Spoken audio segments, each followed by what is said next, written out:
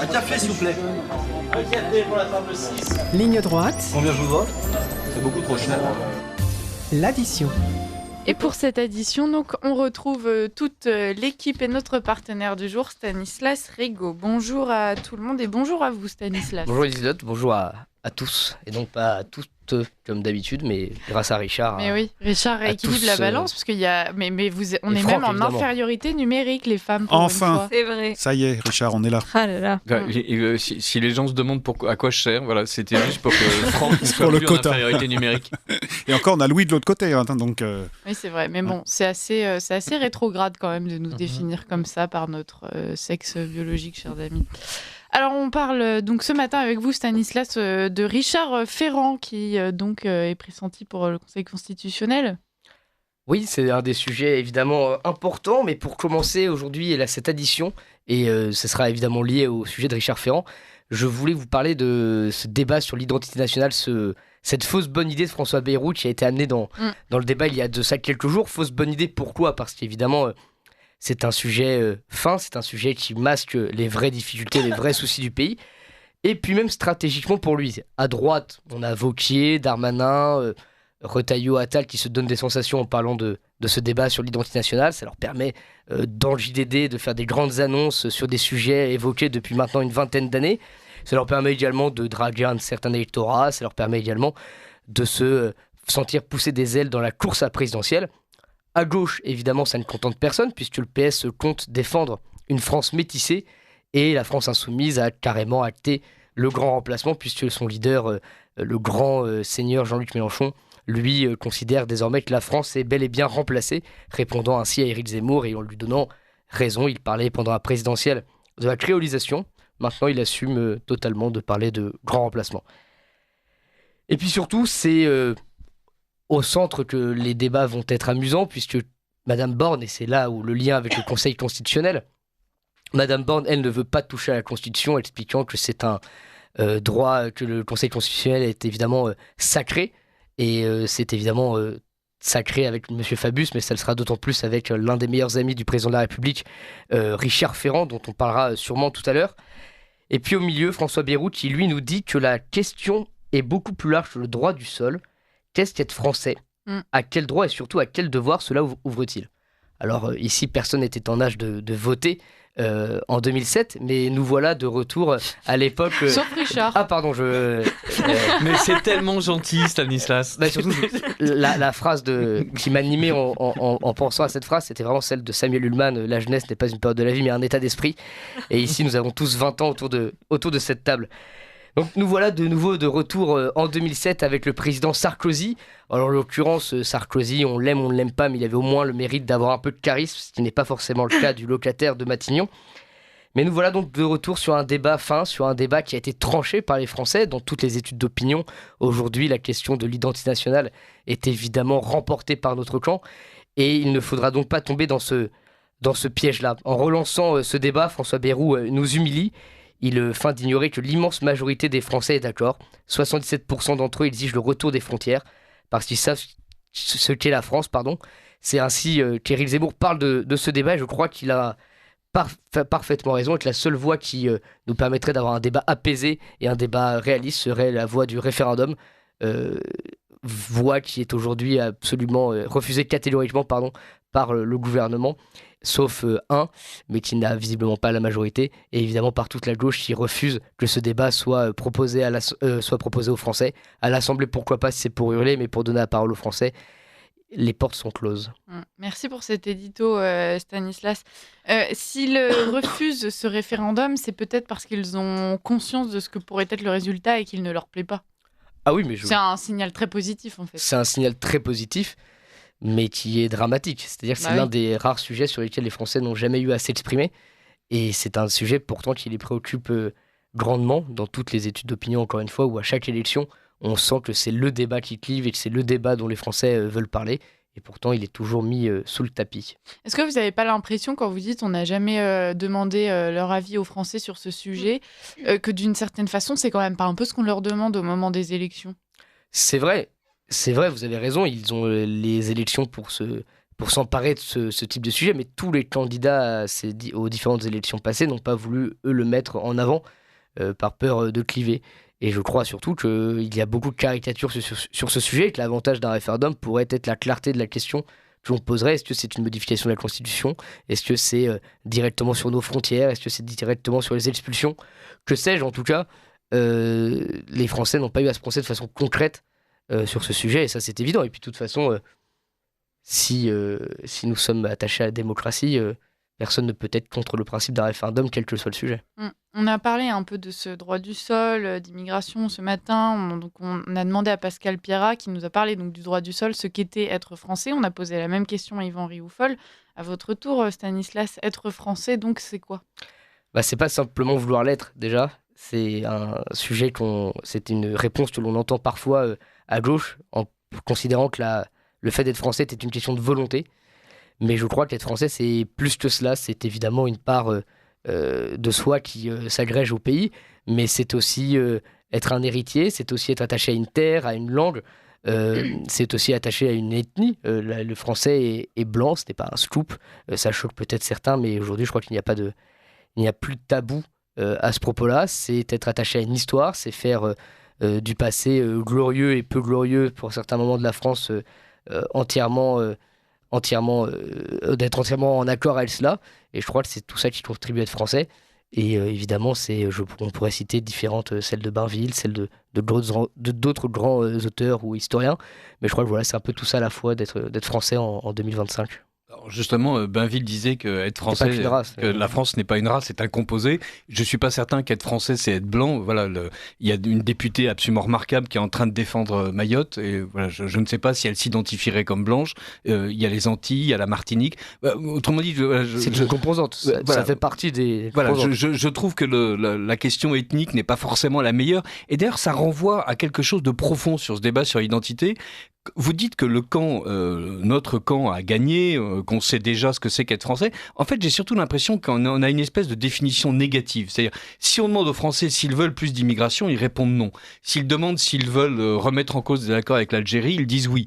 Si on leur demande, dans les sondages toujours, est-ce que vous voulez renvoyer les délinquants étrangers chez eux, ils disent oui. Mais à aucun moment donné, en fait, on leur a demandé réellement ce que c'était qu'être français. Vous dites dans votre réponse, donc cet élément ethnique sur lequel j'ai certaines difficultés, vous dites aussi la langue, l'attachement à l'histoire, mais ça, est-ce qu'aujourd'hui, si on posait aux Français la question, est-ce que pour vous, être français, c'est la langue, le pot-au-feu, Louis XIV, la fête de la Constitution, les Gaulois, la paella, les manades et les combats de coq dans le Nord, qu'est-ce qu'ils répondraient en fait ?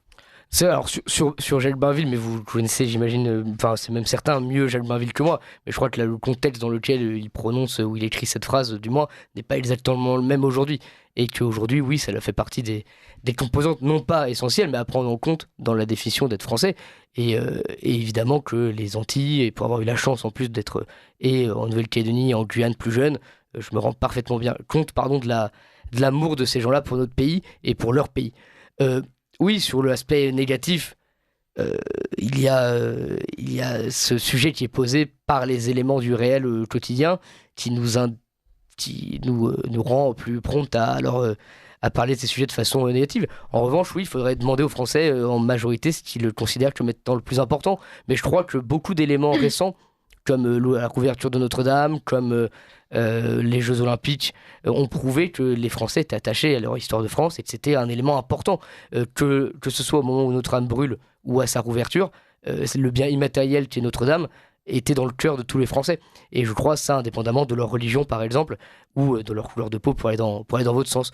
Donc je crois que c'est des sujets qu'on peut leur poser, mais des réponses existent déjà, notamment, encore une fois, par cet exemple symbolique, évidemment, mais qui est la rouverture de Notre-Dame ou son incendie, évidemment.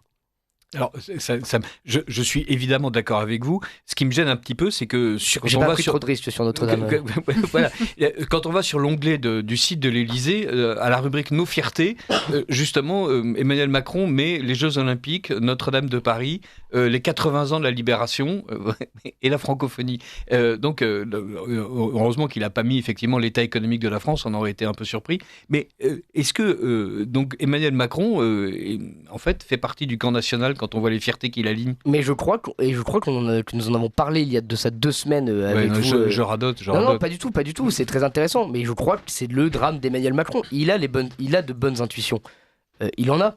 On le sait. Il est capable de grandeur à certains moments précis. Tout comme il est capable de se vautrer la semaine d'après en faisant une fête à l'Élysée avec des drag queens. Mais c'est très caricatural ce que je dis, mais parce que c'est le corpus d'Emmanuel Macron. C'est ses grands paradoxes. C'est objectivement un discours devant Notre-Dame sur lequel personne n'a rien eu à redire. Il y a eu le débat évidemment sur là où il devait parler, etc. Mais une fois son discours passé, tout le monde était à peu près d'accord. Sur les Jeux Olympiques, c'est une cérémonie qui est splendide. Et puis au milieu de tout ça, c'est la reine Marie-Antoinette qui se fait décapiter, plus des shows de drag queen en représentant la scène. Bon, bah ça c'est du Emmanuel Macron. C'est des moments de grandeur alliés à des moments de désinvolture au possible et de mépris pour ce qui est l'histoire de France. Mais c'est sa façon, à lui, là je parle vraiment que lui en tant que président de la République, d'aborder son rapport au pouvoir. Franchement, je crois que sur ce cas précis, il a certaines bonnes intuitions. Il le sent. Moi, quand Emmanuel Macron arrive au Louvre, ce n'est pas le symbole qui me parle à titre personnel, mais il a cette volonté d'incarner quelque chose. Quand il se déguise, parce qu'aujourd'hui on emploie le mot déguisé, mais quand il rejoint nos forces armées au début de son mandat et qu'il est lui-même en tenue militaire, pardon, moi ça ne me choque pas, je trouve ça très bien. Je trouve ça, il se met dans le rôle, on devient l'homme de son uniforme, pourrait-on dire. Il a essayé d'incarner quelque chose. Et puis la semaine d'après, il était justement aux Antilles, torse nu, avec des jeunes qui en plus, on l'a appris à plus tard, étaient des jeunes avec un casier. Bon, voilà, Et là aussi, il essaie d'incarner quelque chose, probablement. C'est juste que ça ne nous convient pas. Ah, mais exactement. Mais c'est là où je dis qu'il ayant un corpus un peu.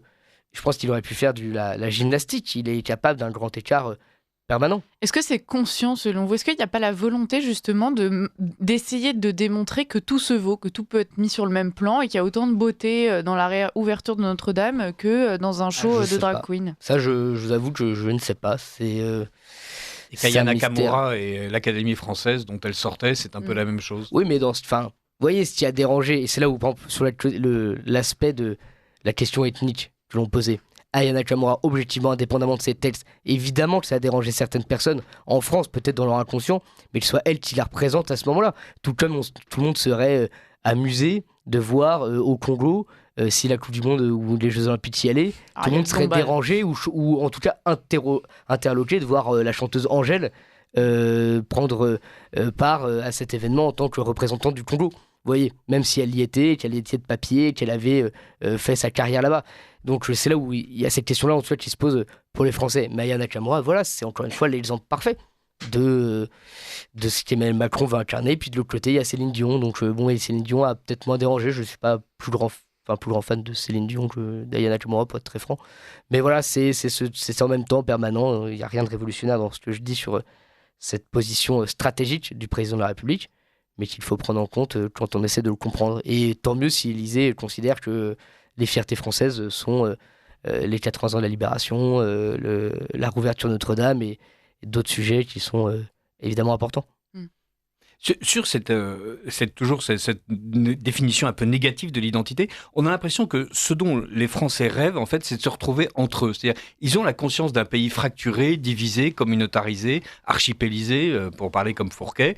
Et là, ils se disent, mais si en fait on enlevait déjà tous ceux qui n'ont pas le droit d'être là, tous ceux qui veulent venir mais qui n'ont pas besoin de débarquer vu l'état du pays, et on commencerait déjà à y voir plus clair. Il y a presque un désir d'unité nationale avant un désir d'identité nationale. Peut-être que c'est de ça que c'est le sujet qui les préoccupe au fond, mais qui est très vrai. Il y a cette envie de vivre ensemble sans eux, sans une partie de la population qui est jugée, à tort ou à raison, moi j'ai plutôt un avis sur le sujet, vous vous en doutez, mais qui pourrit la vie de beaucoup. D'ailleurs, on le voit à chaque élection sur les moteurs de vote des différentes populations, que ce soit à gauche comme à droite. À gauche, leur leitmotiv pour aller voter, c'est évidemment de s'opposer à des fascistes naissants qui pourraient arriver au pouvoir. Et c'est la stratégie de Jean-Luc Mélenchon, notamment dans les banlieues, d'alerter. Moi, je l'ai vécu à mon expérience minime, mais dans un mosquée de Cavaillon où je me présentais, le prêche du vendredi était consacré évidemment à l'élection législative qui se déroulait le dimanche. Et à l'inverse, au niveau du plan national, évidemment, que l'on alerte sur les menaces que fait peser l'immigration sur notre pays. Et l'affaire de la petite Louise, il y a de ça quelques jours, en est évidemment l'incarnation. L'affaire de Lola, ce qui s'est passé à Crépol, en est l'illustration. Ce qui se passe dans d'innombrables banlieues, en est l'incarnation. Et à l'inverse, s'il faut poser, vous avez raison, la question aux Français de ce qui est important pour eux et ce qui est important à valoriser, il faudrait poser la question aux nouveaux arrivants de ce que représente la France et s'ils l'aiment, s'ils ont envie de se battre pour elle, s'ils ont envie de l'accompagner dans sa grandeur, s'ils ont envie de l'accompagner dans sa continuité historique. Et je ne suis pas sûr que les réponses nous fassent plaisir ici à nous autour de la table. Vous avez évoqué rapidement, Stanislas, cette affaire Louise. Alors nous, pour l'instant, on n'en parle pas. On attend que l'enquête suive son cours, évidemment. Mais vous trouvez que ça illustre quand même, d'une certaine façon, tout cet enjeu de récupération politique. Est-ce que vous voulez en dire quelques mots ? Oui, parce que, encore une fois, que l'auteur soit... blanc catholique, adhérent de Reconquête et auditeur de Radio Courtoisie, ce qui s'est passé... Il y a peu de chance quand même. En tout cas, il ne sera pas auditeur de Radio Courtoisie. Non, mais j'imagine qu'il y a en effet peu de chance. Ou qu'il soit sous OQTF et multirécidiviste, ce qu'il a fait à Louise est évidemment horrible. Mais ça illustre, cette affaire, dans le traitement médiatique et dans la réaction des deux camps, cette fracture où d'un côté on a une gauche qui est ignoble, il n'y a pas d'autre mot, qui se réjouit dès qu'on apprend qu'en fait il n'est pas multirécidiviste, mais il serait simplement sous OQTF. Ah non, il est simplement... Ils se réjouissent dès lors qu'il n'est plus la cible parfaite pour notre camp national ou pour ce qu'ils appellent les fascistes naissants. Et à l'inverse, à droite, vous voyez, même vous dans votre réponse, Lisotte, vous dites qu'il y a peu de doute qu'il soit auditeur de Radio Courtoisie, blanc et adhérent de Reconquête. Ah oui, parce qu'aujourd'hui... C'est de la probabilité purement mathématique. Mais exactement, c'est là où justement le réel nous donne à chaque fois malheureusement un peu raison. Et il y a une forme de cynisme à chaque affaire de ce style, où globalement, la seule chose que l'on attend, et je dis ça évidemment de façon provocante, c'est de savoir s'il est sur notre territoire depuis plus de 2 ans, s'il est sous OQTF, s'il est multirécidiviste. Parce que c'est inlassablement la même chose. Pour l'affaire Lola, pour Crépol, à chaque fois, j'ai eu l'occasion à l'époque...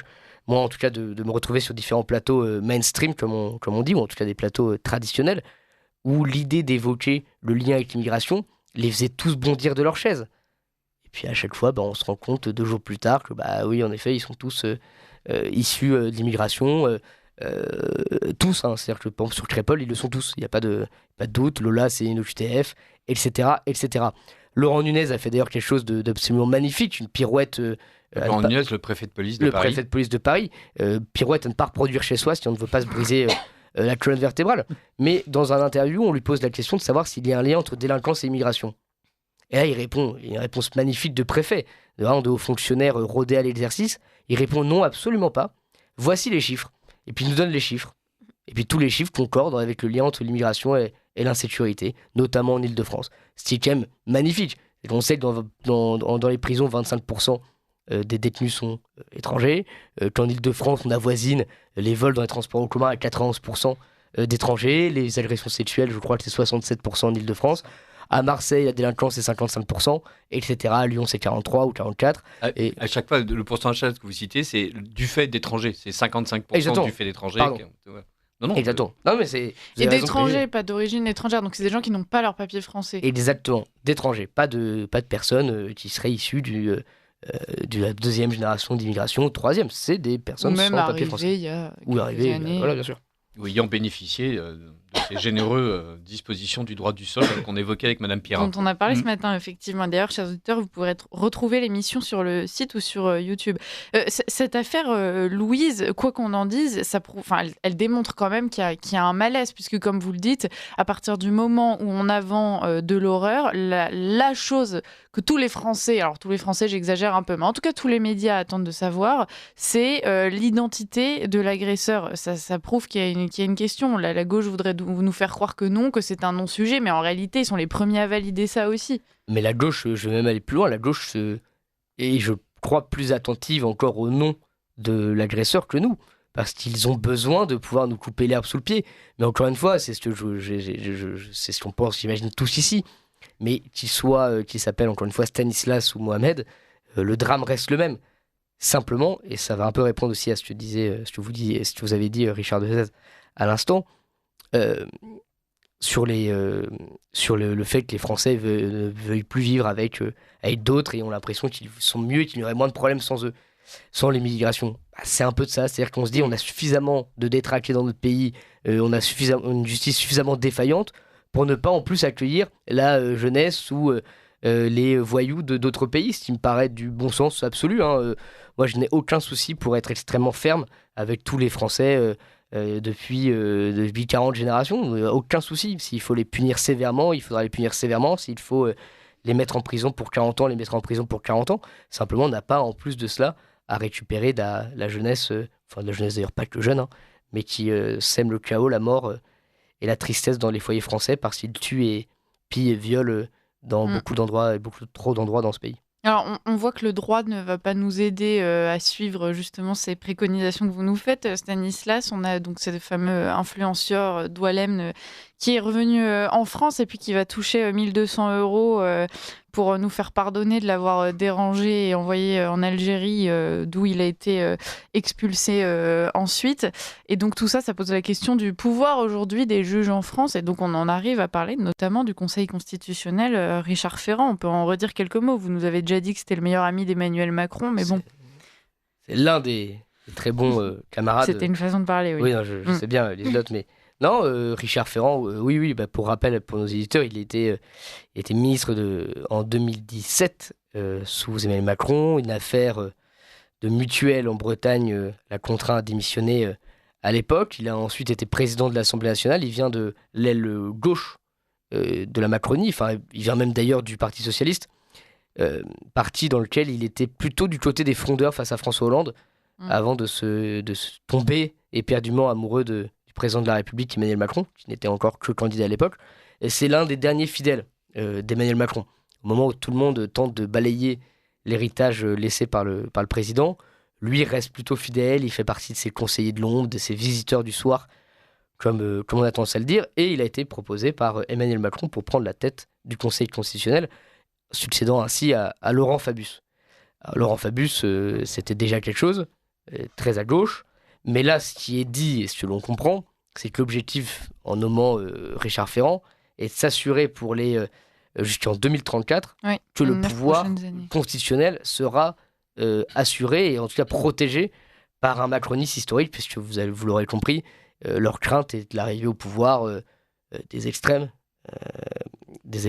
droite ou gauche, d'ailleurs, mais ils tapent plutôt sur la droite en ce moment, sur l'extrême droite, et donc de s'en protéger, s'en prémunir en nommant Richard Ferrand.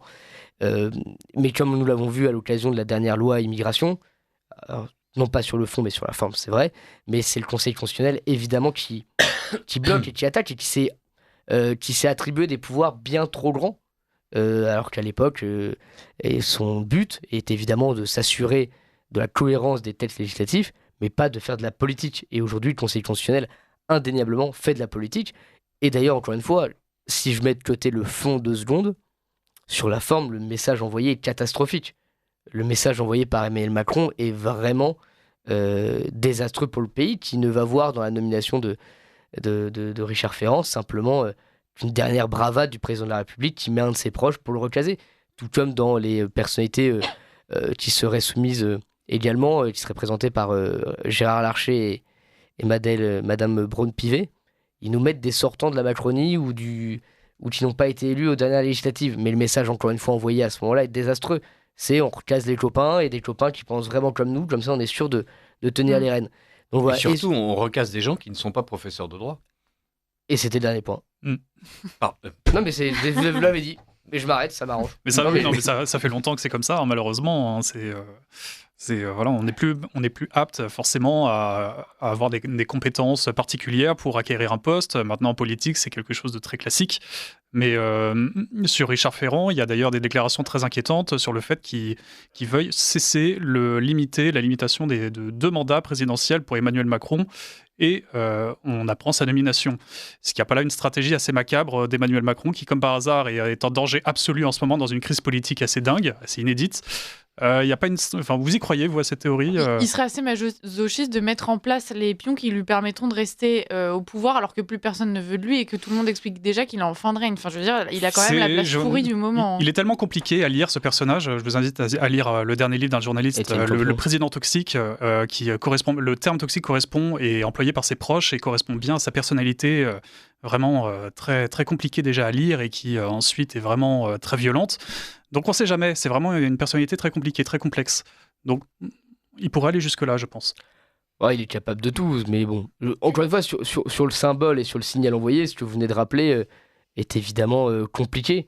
Est-ce que Richard Ferrand, là, je ne sais plus dans quel contexte Richard Ferrand parlait du 3e mandat, mais... Eh ben, en fait, quand la question s'est posée, il y a 1 an et demi ou 2, il s'est positionné. Il a dit, au mépris de ce qui était dans la Constitution, que pour lui, l'hypothèse d'un 3e mandat n'était pas hors de sens. Donc, quand on dit celui qui va diriger le Conseil constitutionnel est déjà en train de parler de la violer. Bah, c'est là où... Alors, il sera sûrement plus prudent une fois qu'il aura ses fonctions, mais ça nous rappelle les choix de Mitterrand, quand Mitterrand nomme... je crois Badinter à l'époque, Debré pour Chirac, et puis on a eu Fabius à un moment, on ne sait pas trop pourquoi, mais c'est des signaux qui sont très mauvais, et au moment où justement les Français sont de plus en plus méfiants des hommes politiques, un vrai professionnel du droit ou quelqu'un de rassembleur, comme on dit, ou en tout cas moins clivant, n'aurait pas été une mauvaise chose. On va finir sur ces mots et on va tous s'endormir ce soir en essayant de rêver à ce nom qui pourrait nous rassembler, maîtriser le droit et prendre la tête du Conseil constitutionnel. Il a une constitutionnel. veste et une chemise à carreaux. Suivez mon regard. Richard, vous avez déjà un nouveau poste qui se profile. Mais restez encore avec nous un peu. J'accepte ce mandat, merci. Non, Nouveau fan en tout cas. Encore un peu à Radio Courtoisie. Merci à toute l'équipe d'avoir été avec nous pour cette édition. Merci aussi à vous, Stanislas Rigaud. Et puis on vous retrouve la semaine prochaine. Merci. Merci à vous.